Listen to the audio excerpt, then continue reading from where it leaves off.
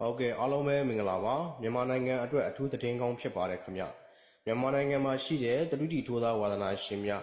ထိုင်းချက်တီတလူတီကိုတကြိမ်တစ်ခါမှမပေါက်ဘူးသေးပါဘူးမရဘူးသေးပါဘူးလူလိန်လူညာတွေနဲ့တွေ့လို့အလေးညာတွေခံနေရလို့ဘဝတွေပြက်နေပါတယ်ရှုံးနေများနေပါတယ်ဆိုလို့ရှိရင်တော့ဒီဗီဒီယိုပိုင်းလေးကိုကြုံမတော်နဲ့ဆုံးခံတိုင်အောင်ကြည့်ရှုပေး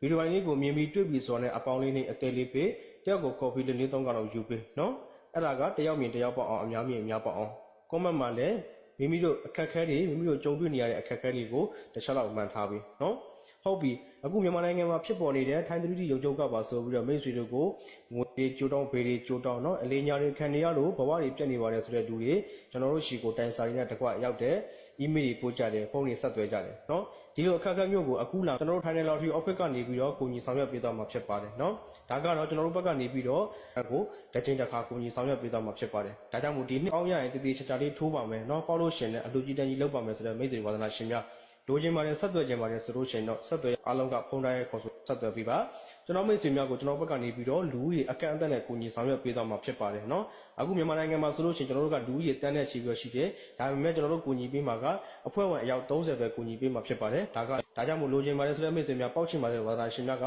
3လုံးပဲဖုန်းတိုင်းခေါ်ဆိုဆက်သွယ်ပြီးပါလို့ပြောကြတယ်ကျွန်တော်တို့ဗီဒီယိုဖိုင်လေးကိုဒီလောက်နဲ့ပဲရနာဝင်ပြပါခင်ဗျာအားလုံးပဲကျေးဇူးတင်ပါတယ်